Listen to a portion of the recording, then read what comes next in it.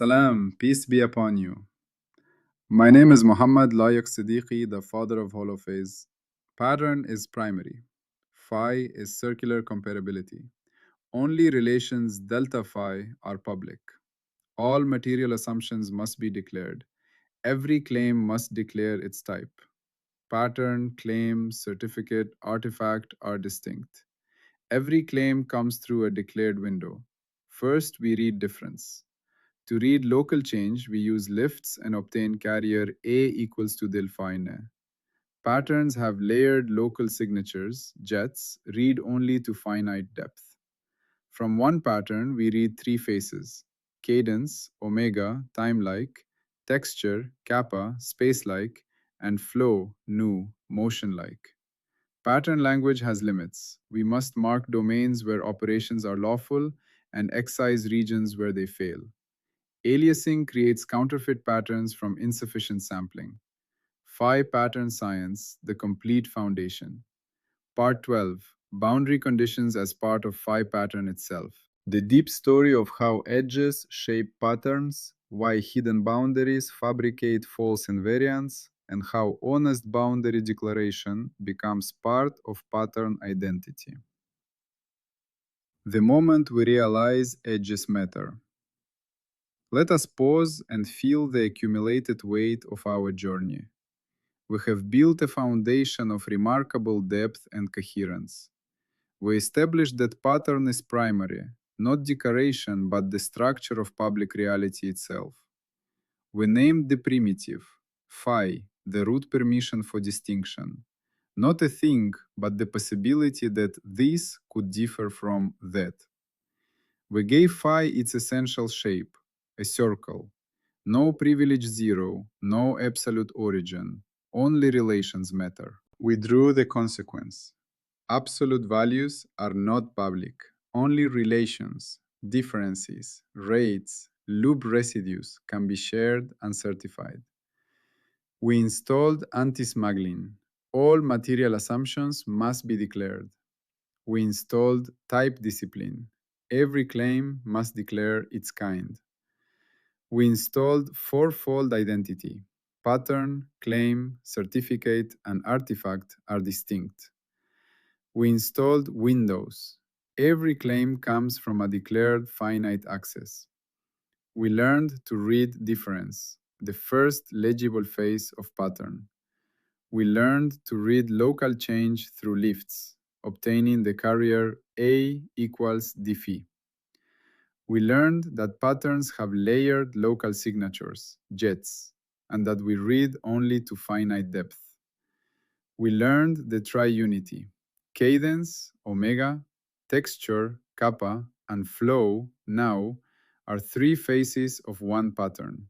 Time, space, and motion are readouts, not primitive containers. We learned that pattern language has limits: domains where operations are lawful, excisions where they are not, and aliasing where sampling creates counterfeit patterns. Now we face a new truth. All this pattern reading, all these operations, these jets, these readouts, happens within a bounded region. A window has edges, a domain has boundaries, and those boundaries are not external to the pattern. They are part of its constitution.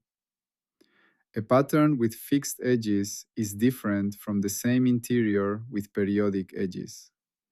A pattern with absorbing boundaries is different from the same interior with reflecting boundaries. The boundaries shape what happens inside. If boundaries are hidden, they become invisible assumptions that shape pattern claims without scrutiny. They can produce false invariants, false symmetries, false persistence, false emergence. Part 12 is about bringing boundaries into the open, about declaring them as part of the pattern claim, about recognizing that a pattern is partly constituted by its edges. A simple everyday example: the garden and its fence. Imagine a garden. The garden has a fence around it. Inside the fence, there are flowers, vegetables, paths. The fence keeps out deer, marks the property line, defines the space. Now ask, is the fence part of the garden? In one sense, no. The garden is the plants, the soil, the layout. The fence is just a boundary. But in another sense, yes, the fence shapes the garden. It determines where plants can grow. It protects them from animals. It marks where the gardener's care applies. A garden without a fence would be different, more vulnerable, less defined, open to the world. The garden is partly constituted by its edge. Now imagine someone describes the garden without mentioning the fence. They talk about the flowers, the vegetables, the paths, but they do not say that a fence surrounds it. Your understanding of the garden would be incomplete. You might imagine it open to the surrounding fields. You might wonder why deer haven't eaten the vegetables. You might be wrong about what kind of garden it is. Hidden boundaries distort understanding. This is what happens in parent science when boundaries are undeclared. Another example, the musical phrase. Think of a musical phrase, a short sequence of notes that feels complete, like a musical sentence. The phrase has a beginning and an end. Those boundaries are not external to the phrase, they are part of what makes it a phrase. The same notes, played without the beginning and ending boundaries, would be part of a longer melody, not a phrase. Now imagine someone describes the phrase, the notes, the rhythm, the dynamics, but does not tell you where it begins and ends. They just give you the sequence. You would not know it is a phrase. You might think it is just a fragment. The boundaries are essential to its identity as a phrase. In music, boundaries are constitutive. The same is true for all patterns. The boundary neglect problem. Here is the problem part 12 addresses. In much of science and everyday thinking, boundaries are treated as afterthoughts. We focus on the interior, the real pattern, and treat boundaries as external, as mere edges, as not really part of the phenomenon. This neglect is dangerous. If boundaries are undeclared, they become invisible assumptions that shape pattern claims without scrutiny. They operate in the background, influencing everything but never examined. This can produce multiple distortions. False invariance. A pattern may seem stable only because boundaries are fixed. Change the boundaries, let the system interact with a larger environment, and the apparent invariance disappears. The invariant was not in the pattern, it was in the boundary. False symmetries. A pattern may seem symmetric only because boundaries are periodic. The symmetry is imposed by the edge, not intrinsic to the interior. False persistence. A pattern may seem to persist only because boundaries are fixed. Open the boundaries and the pattern may decay or transform. Its persistence was boundary dependent. False emergence. A pattern may seem to appear only because boundaries changed. The emergence was not in the pattern's dynamics, it was in the shifting edge conditions. All of these are smuggling. They treat boundary effects as pattern properties. They hide the role of edges. Boundaries as constitutive constraints. Part 12 insists on a different view. Boundaries are not external annoyances. They are part of the constraint structure that shapes a phi pattern. A pattern is partly constituted by its edges. This means the boundary is not separate from the pattern. It is part of what the pattern is. Changing the boundary changes the pattern claim, even if the interior is the same. A pattern description without boundary declaration is incomplete. Think of a sonnet. A sonnet has 14 lines, a specific rhyme scheme, a particular meter. Those are not external to the sonnet, they are its form. A 14-line poem with a different rhyme scheme is a different kind of poem. The boundaries, the length, the rules are constitutive. The same is true for all patterns. The edges are part of the form. 6. Basic boundary types, an intuitive catalog. Let us introduce the basic types of boundaries that appear in pattern claims. This is not an exhaustive taxonomy, but an intuitive start. Fixed value boundaries. At the edge, the pattern is pinned to a specific value. Think of a heated metal rod with ends held at fixed temperatures. The temperatures at the ends are fixed. They do not change, no matter what happens inside. This boundary type constrains the interior. The pattern inside must accommodate the fixed edges. Fixed gradient flux boundaries. At the edge, the rate of change of the pattern is fixed. Think of a rod with insulated ends. No heat flows in or out. The temperature gradient at the ends is zero. The pattern inside can vary, but the flow across the boundary is fixed. Periodic boundaries. One edge connects to another. The pattern wraps around. Think of a loop, a circle, a cylinder, a torus. What leaves one edge enters the opposite edge. The pattern has no boundary in the usual sense. It is closed on itself. Periodic boundaries create global constraints. What goes around comes around. Mixed hybrid boundaries. Different boundaries have different types. One edge fixed value, another edge fixed gradient, another periodic. The pattern must satisfy all simultaneously. Absorbing reflecting boundaries for dynamic patterns. For patterns that change over time, boundaries can absorb or reflect. Think of waves hitting a wall. An absorbing boundary swallows the wave, it disappears. A reflecting boundary sends it back, it bounces. These boundaries shape how patterns evolve. 7. An example across scales, the string. Consider a vibrating string, like a guitar string. The string has boundaries at its ends, the points where it is attached. Those boundaries are fixed. The string cannot move there. Now, what determines the sound of the string? The material, the tension, the length, but also the boundaries. A string attached at both ends produces different harmonics than a string attached at only one end, or a string that is a continuous loop. The boundaries are constitutive. The pattern of vibration is shaped by them. Now imagine someone describes the string's vibration, the frequencies, the amplitudes, but does not mention the boundaries. They just give you the interior motion. Your understanding would be incomplete. You would not know why those particular frequencies appear. You would miss that the boundaries are part of the pattern.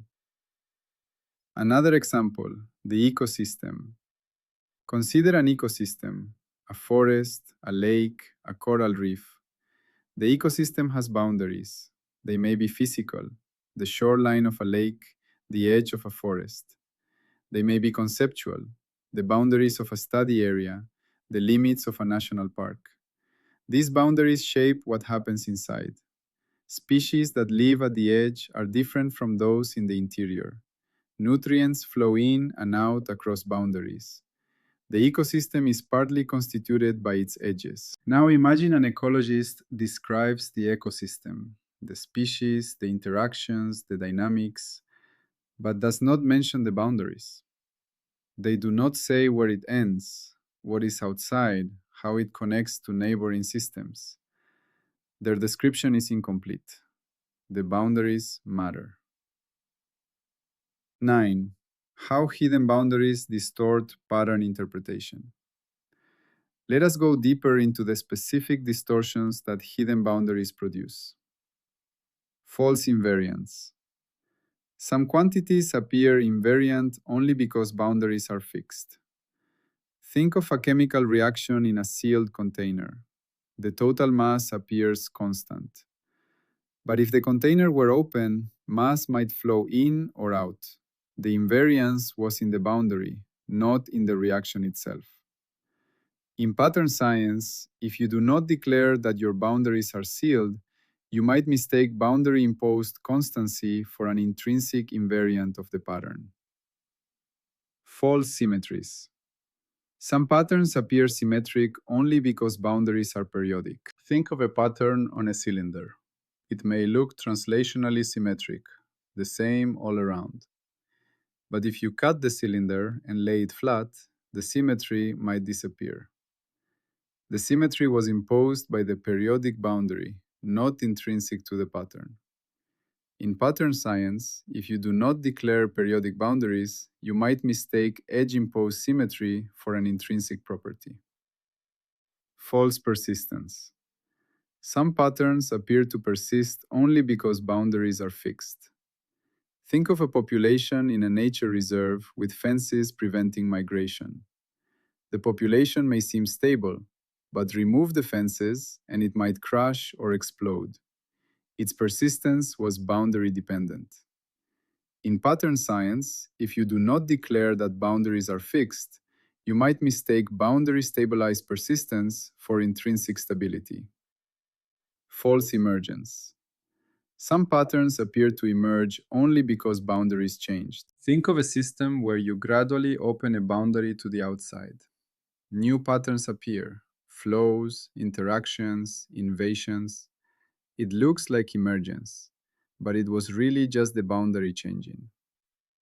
In pattern science, if you do not track boundary changes, you might attribute to emergence what is really boundary driven.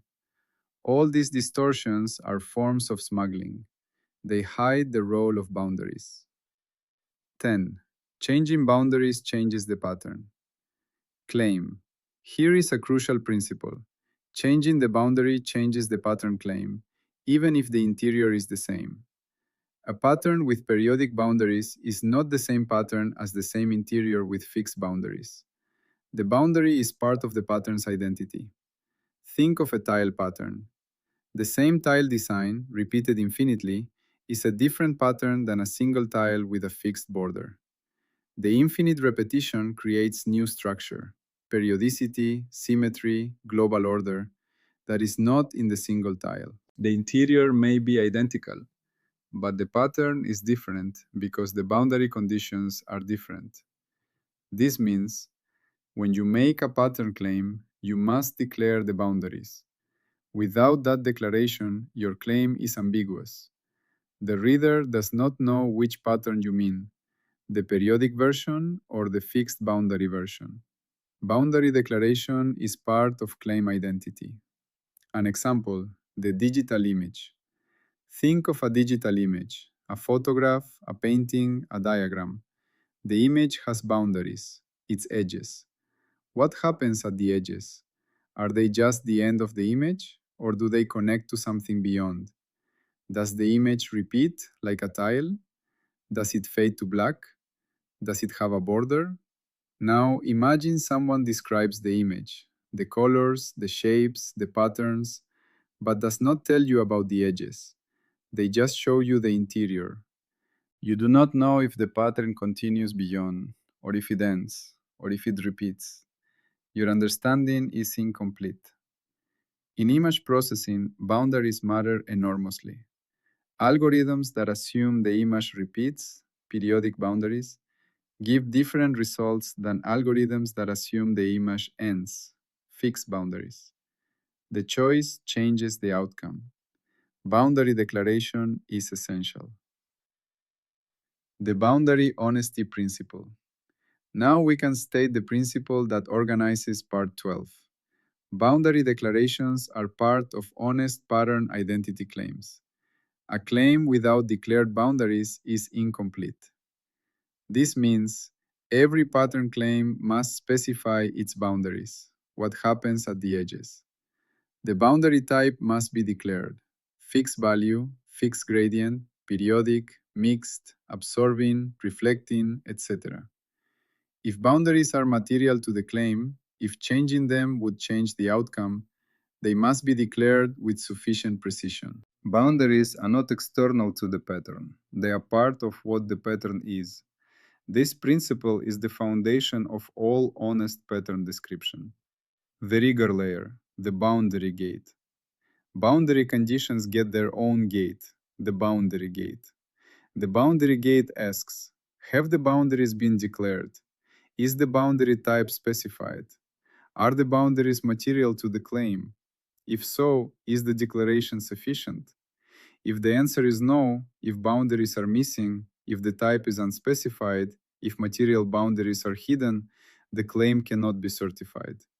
The boundary gate requires a boundary specification, what happens at each edge, a rationale, why these boundaries are appropriate for the claim, sensitivity notes, how changing the boundaries would affect the outcome, at least qualitatively. These artifacts ensure that boundaries are not smuggled. Firewalls. What boundary discipline blocks? Boundary discipline installs several critical firewalls. Firewall 1. No default boundary assumptions hidden. Do not assume the reader knows what boundaries you used. Declare them.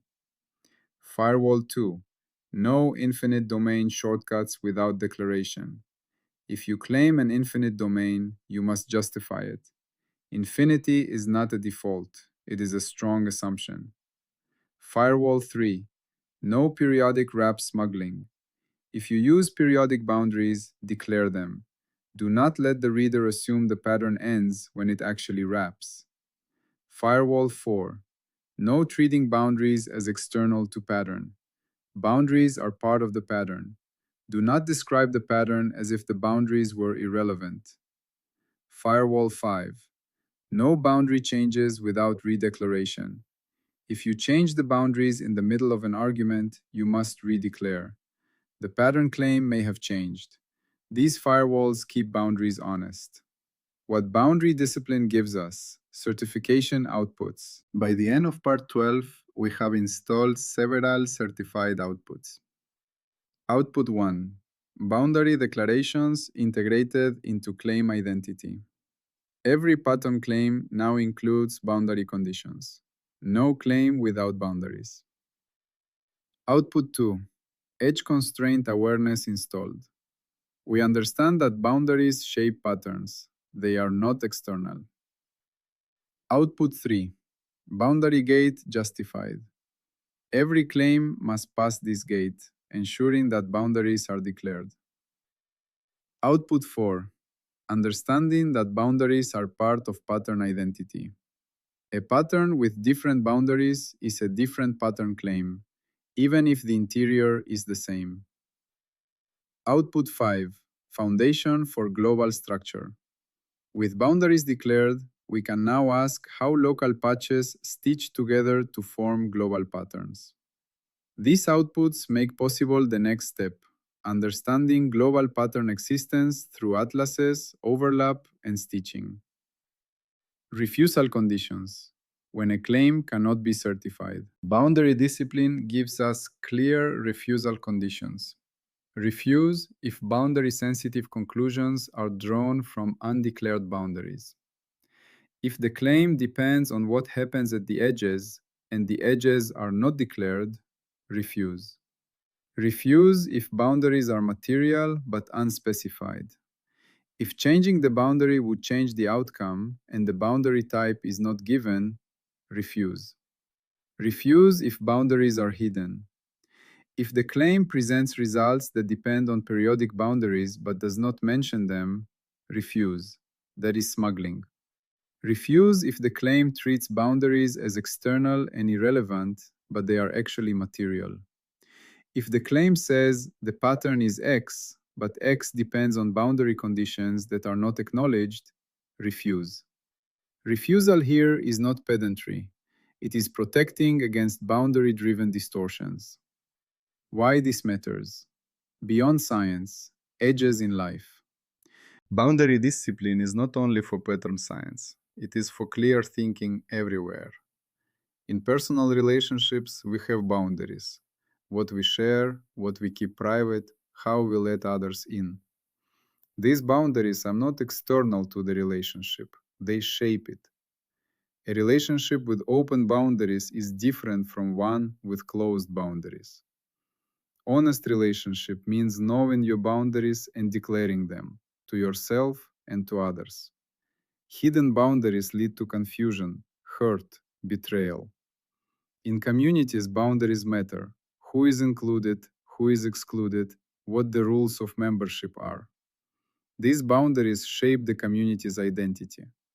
A community with porous boundaries is different from one with rigid boundaries. Honest community means being explicit about boundaries. Hidden boundaries lead to conflict, exclusion, fragmentation. In self understanding, we have boundaries: what we acknowledge about ourselves, what we repress, what we project onto others. These boundaries shape who we are. Honest self knowledge means exploring those boundaries, not hiding from them. Boundaries are everywhere.